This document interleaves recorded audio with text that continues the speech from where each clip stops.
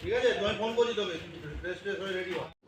2024 রাত্রেবেলায় সুন্দরবন পুলিশ জেলার ফ্রেজারগঞ্জ কোস্টাল পিএসের কাছে একটা স্পেসিফিক ইনপুট আসে যে বকখালির একটি হোটেলে কিছু লেডি অ্যাসেম্বল হয়েছে এবং সেখানে একটা প্রস্টিটিউশন র্যাকেট চলছে।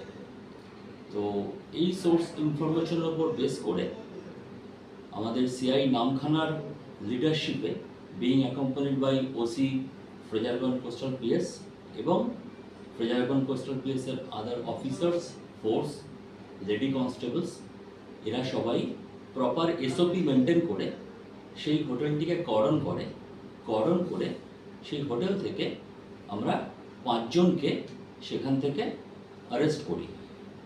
এই 5 জনের মধ্যে 2 জন আছে যারা এজেন্ট বা ব্রোকার হিসেবে কাজ করে, একজন আছে যিনি সেই হোটেলটির ম্যানেজার, বাকি 2 জন হচ্ছেন ক্লায়েন্ট।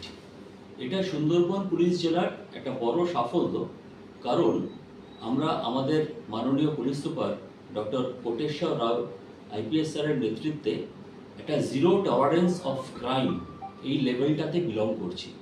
তাই যেখানেই যখন কোনো অপরাধ সংগঠিত হচ্ছে আমরা সেখানে তৎপর হয়ে আমাদের নেসেসারি অ্যাকশন নিচ্ছি।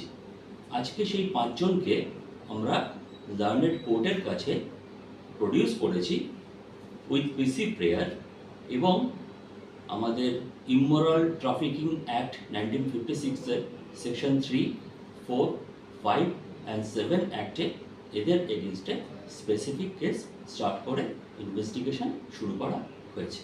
হোটেলের নাম কি জানা গেছে? হোটেলের নামটা আমি এই মুহূর্তে বলছি না, আমাদের তদন্তের সাথে।